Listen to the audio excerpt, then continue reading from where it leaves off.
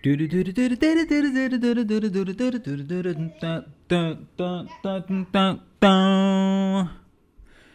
never said I could sing. Hey YouTubers, I've been asked to do a lesson on painting skies, so that's what you're going to get. As always, we start with the picture already blocked in. Paint's dry, so we're just putting a layer over the dry paint here.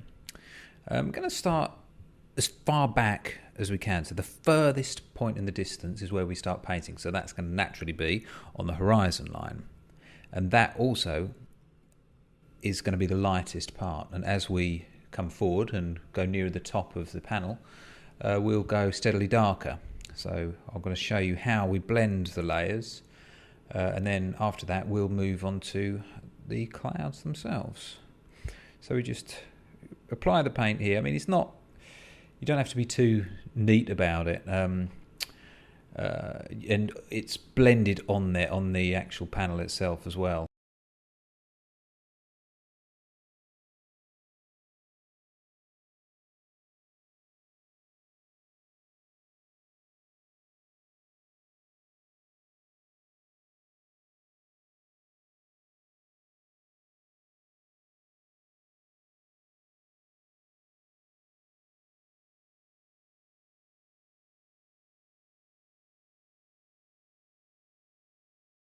So we're just going to give a second coat here to all of the area of sky in between the clouds.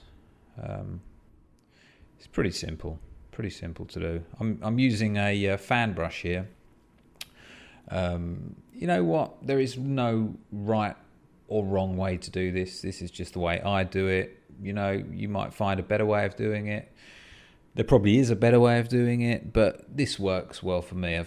I've done it this way for many a year, but and I'll use whatever brush is to hand. It needs to be a soft brush, because you don't want anything to leave marks in the paint. It needs to be as smooth as possible. And just as it happens, this is the softest brush I could find. I'm not terribly good at looking after my brushes, I'll be honest with you. I don't clean them as often as I probably should do, and as a consequence they don't last very long. But I do have a lot of brushes at my disposal. Probably should be a little bit less lazy. But as we go up here, nearer to the top of the panel, we are going darker. And I'm kind of not blending it as I'm going. I'm just, as you can see here, I'm going to put on a darker colour here.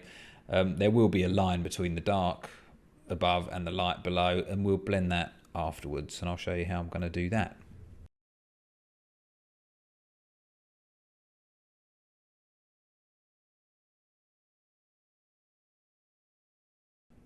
So here you can see an obvious line between the dark that I'm putting on now and the light I've just put on, and I'm going to do almost like I guess, you know, I'm just blurring the lines.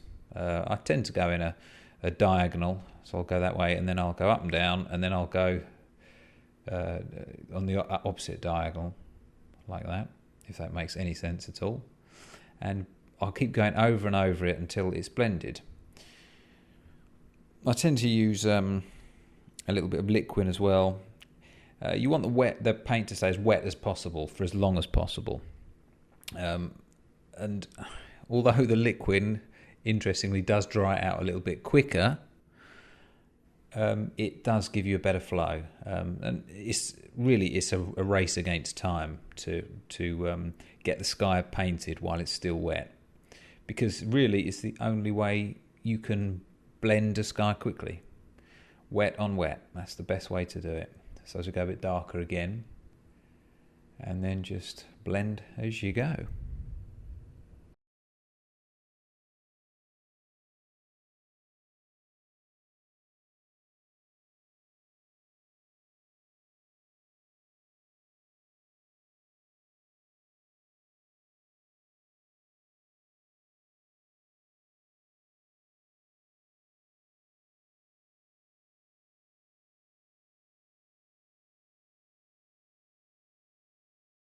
So we've graded in that blue there.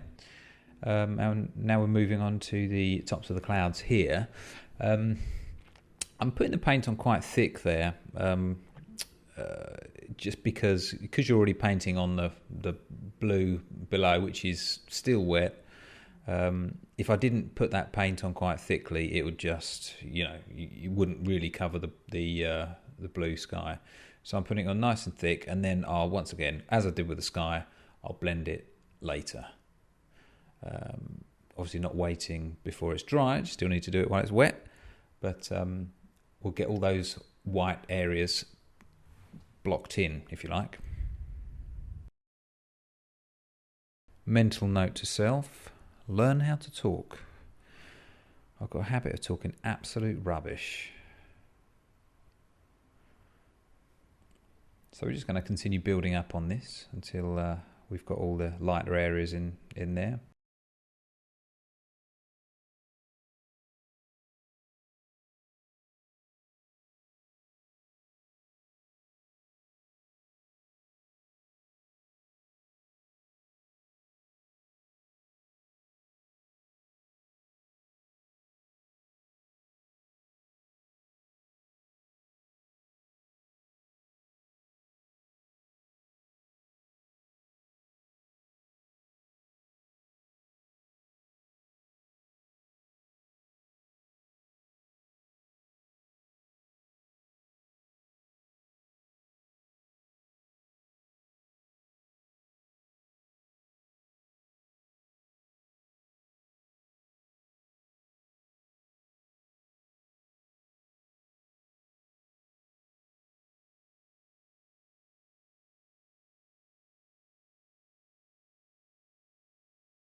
I finished this picture last week, and actually it's a slightly bigger picture than I'm used to, or that I've been used to recently, I should say. In the last sort of year or two, I've had a demand for smaller pictures, 12 by 12s, 12 by 16s.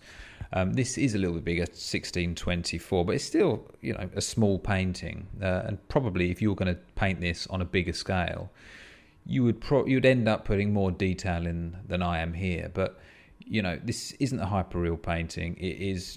It's just a fairly quick. It's not loose. I would say it's fairly photographic. But if I wanted it to be photorealistic, then I would be spending a lot more time on it. But so just bear in mind, we're trying to get a good result as quickly as possible here.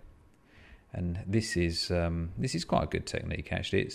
I'm scumbling, so I'm just blurring using a different brush now, but just blurring tell a lie, same brush, but I'm just blurring the underside of the clouds here, and that's quite an effective way of doing it. But it will still need more of a blend in a minute. I'm doing that here with a blender brush, no less. What that is doing is taking all the tops off the paint. Because I put it on thickly, it's just wiping the tops and smoothing it, essentially. Because I want the sky to be smooth. I don't want it to be too have too many edges, be too hard. I don't want it to detract from the landscape itself. So I just almost want it just soft.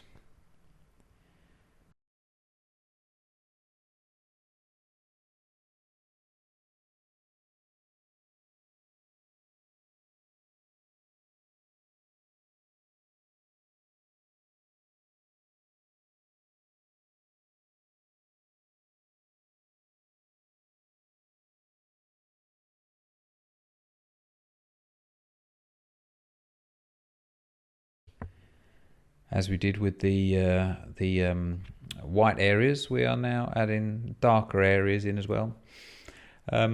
Just filling it in roughly, it doesn't have to be too precise.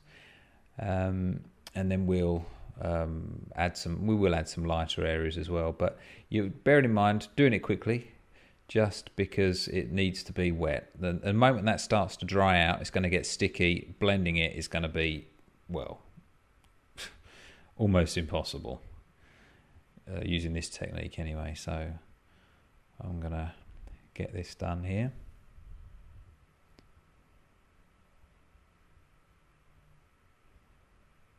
I do actually use a quick drying paint, which probably isn't ideal, once again, for doing this, but I'm trying to get this picture done fairly quickly. Don't want to take too long at it. I've got somebody waiting for it. But if I'm quick with the sky, I'll have enough time to blend it. If it was a bigger picture, it would probably pay me to use a slower drying paint, something like Winsor & Newton Artist's Quality. This is Winsor & Newton Griffin paint I'm using here, which is an alkyd paint, and it does dry pretty quickly.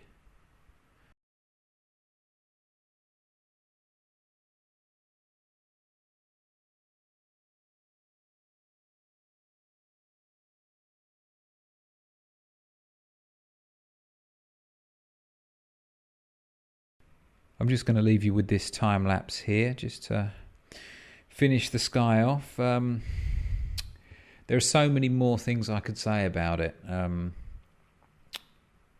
could go on for hours and hours. So many different skies, so many different techniques. And there will be more videos showing you how I paint skies and different effects and things like that.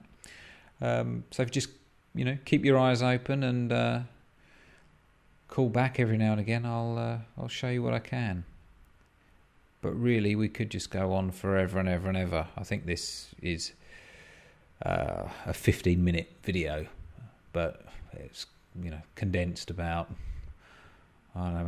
3 hours. 3 hours of work in 15 minutes. So if you enjoyed the video, click like, and be sure to check back and see some new videos in a week's time.